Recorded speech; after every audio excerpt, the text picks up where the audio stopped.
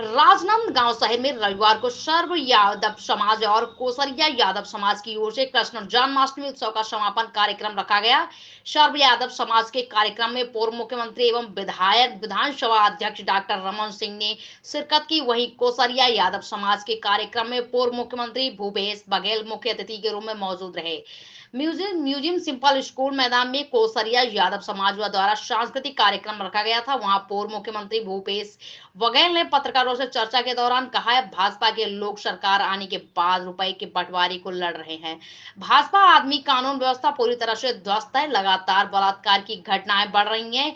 Graining जैसी घटनाएं लगातार होने से लोग खुद को असुरक्षित महसूस कर रहे हैं। बघेल ने दुर्गा एसपी को गुंडा कहकर संबोधित करने के बाद सवाल उठाया। 4 साल की मासूम भिलाई में दुराचार हुआ। डॉक्टरों के रिपोर्ट की स्पष्ट में किया गया कि पुलिस वाले भी प्रकाशित करने वालों को धमका रहे। राज्य पत्रकारों को धमकी दी जा रही है। पत्रकारों को धमकी देने वाले गुंडा कहना जरूरी है। बेवजह भिलाई के विधायक देवेंद्र यादव को गिरफ्तार करके जेल में डाल दिया गया। हम इस बार सरकार के खिलाफ लड़ाई लड़ते रहेंगे।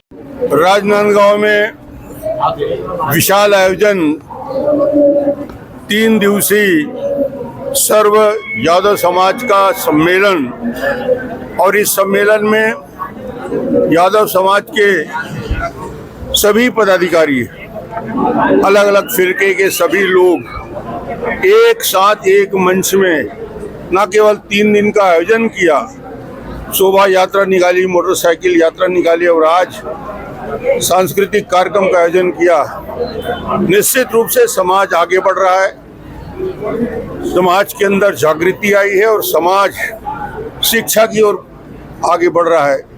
कृष्ण के वंशज ये समाज निश्चित रूप से एक शक्ति के रूप में, एक ताकत के रूप में छत्तीसगढ़ और देश में है। निश्चित रूप से आज बहुत शानदार आयोजन हुआ।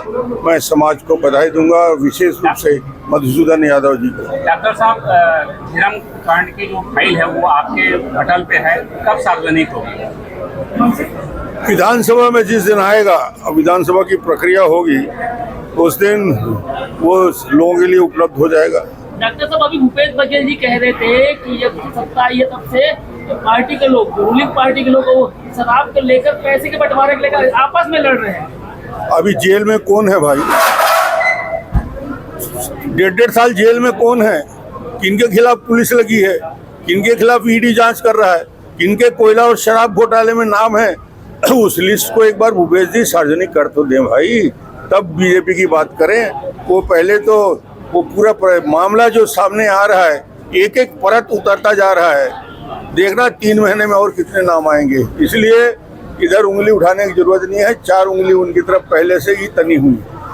जिम का लोकार्पण और उसके बाद सामाजिक भवन का भी लोकार्पण, और यादव समाज के जो शोभा यात्रा 5 दिन तक कार्यक्रम था, उसमें आज अंतिम कार्यक्रम है, उसमें सम्मिलित होने में राजनांदगांव आया। दाऊ जी, कल कांग्रेस परसों बड़ा आयोजन करने जा रही है। लगातार शहर में जो अव्यवस्थाएं हैं उसको लेके राजनांदगांव से पूरे प्रदेश भर में कर रही है बढ़ते अपराध के लिए।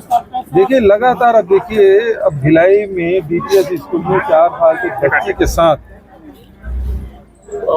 दुराचार हो जाता है, और उसको इसलिए दबाया जा रहा है क्योंकि उसका प्रबंधन भिलाई स्टील प्लांट के पास, एग्जीक्यूटिव डायरेक्टर उसके चेयरमैन है। और ये भी सुनने में आ रहा है कि जिला पुलिस जो है वो रायपुर के दबाव में है, और इस कारण से इस मामले को दबाया जा रहा है। उसी प्रकार से आए दिन आप देखेंगे, कल ही राजधानी में अंतर्राज्यीय बस स्टैंड में गैंगरेप हो रहा है, रायगढ़ में हो गया, केसकाल में हो गया। लगातार गैंगरेप लगातार बढ़ रही है। हत्याएं और लूटपाट, चोराबाजी, ये सब लगातार कानून व्यवस्था बेहद खराब है। दाऊ जी, शराब पूछिए भी यहाँ पर बड़े नांदगांव की खबर तो है कि यहाँ भारतीय जनता पार्टी के सब कार्यकर्ता लोग बंटवारा के लेके झगड़ा हो रहे थे करके। अभी सुना हूँ, मैं किसी पेपर में पढ़ा हूँ, तो बंटवारे के लेके लड़ाई हो रही है। गांजे के मामले में अमित शाह जी बोल के गए हैं कि यहाँ गांजा का उपयोग 2 गुना हो गया है। और शराब कोचिया के मामले में तो ये स्थिति कि भारतीय जनता पार्टी के कार्यकर्ता संतोष पटेल ये धरसीवां विधानसभा के दोंदे कला गांव का रहने वाला है। शराब कोचिया लोग उसके घर में हमला कर दिए। वो विधायक के पास गए, पुलिस के अधिकारियों के पास गए, उसको कोई संरक्षण नहीं मिला, बल्कि उसे हतोत्साहित किया गया। और उसके बाद जब वो शिकायत करके वापस आया तब तक के वो शराब कोचिया फिर से घर में हमला कर दिया और बोले मैं सत्ता पक्ष होते हुए जब मेरी ये स्थिति है तो मेरे जीने का कोई अर्थ नहीं है, और उन्होंने आत्महत्या कर। कल उसका जज्बात हुआ दुर्ग पुलिस और में आपके तीखे बयान आ रहे हैं लगातार। बिल्कुल सही बात है। अब वो बताए ना, धीरे धीरे कलई खुल रही है कि ये जैसे देवेंद्र यादव की गिरफ्तारी हुई तो लगातार सीएमओ है, मुख्यमंत्री सचिवालय सक्रिय था। अभी भी कुछ प्रकार से जानकारी आ रही है कि दिल्ली रायपुर से बड़ा दबाव है और इस कारण से अनाप शनाप कार्रवाई कर रहे हैं, देख रहे हैं। ये एक मामला उठता है, उसको दबाने के लिए लगते हैं, फिर दूसरा मामला उठता है, फिर उसको दबाने के लिए। लेकिन हो क्या रहा है कि ये लोग निरंकुश हो गए हैं। मैं उस दिन देवेंद्र यादव की गिरफ्तारी के विरोध में 24 तारीख को धरना प्रदर्शन दुर्ग में आ रहा था। 24 जी रायपुर नांदगांव आए थे, मैं दुर्ग आ रहा था। चौक में मेरे घर से 100 मीटर की दूरी पे जो चौक है वहां पे बेवजह मुझे रोक लिया गया। उस पर कार्रवाई तो नहीं किए, बल्कि हम लोग, हमारे कार्यकर्ता जो उनके विरोध में गिरफ्तारी की मांग करने के लिए गए थे, उस पे FIR दर्ज हो गया। ये स्थिति है। ये वहां के दबाव में, रायपुर वालों के दबाव में सब कुछ होगा। दाऊद जी को आपने गुंडा कहा है तो है ही ना, मैंने बताया। पत्रकारों को धमकी दे रही जी। यदि DPS में घटना घटी और उसको मीडिया में छापा, सबसे पहले तो मीडिया वाले छापते हैं, क्या उनकी जानकारी में आए तो छापते हैं, हम लोग को पता चलता है, हम लोग जानकारी देते मीडिया में छपता है। वहाँ मीडिया में छपा, इलेक्ट्रॉनिक मीडियम भी चला है और सोशल मतलब प्रिंट मीडियम भी छपा। दाऊद जी जैसे बहुत उसके बाद वो मीडिया वालों को सरेआम धमकाना शुरू कर दी, मैं कार्रवाई करूंगा और इस प्रकार से गलत सलत आप समाचार ना छापें।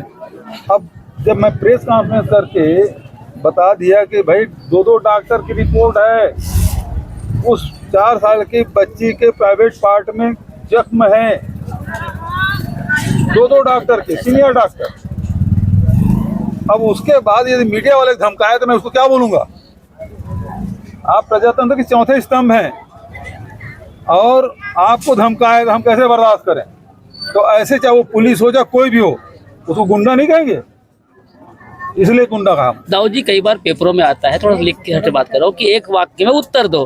तो जैसे आप लोगों की सरकार को भाजपा बार बार आड़े हाथों लेती शराब को मामले को लेके कि शराब को लेके लोग कसम खाए थे, ऐसे खाए थे, तो एक वाक्य में 2 शब्दों में क्या कहोगे जो अभी कर रहे हैं शराब को लेके लोग? देखिए, ये तो छत्तीसगढ़ है, वो अपराधगढ़ बन गया है और ये शराब माफिया, ये पैसे का बंटवारा हो रहा है, पैसे का झगड़ा हो रहा है, चाहे शराब में हो, चाहे वो रेत में हो, चाहे खदान में हो, सब जगह झगड़ा यही है, पैसा पैसा पैसा। हाँ, सबसे बड़ा रुपया। हाँ, ठीक है।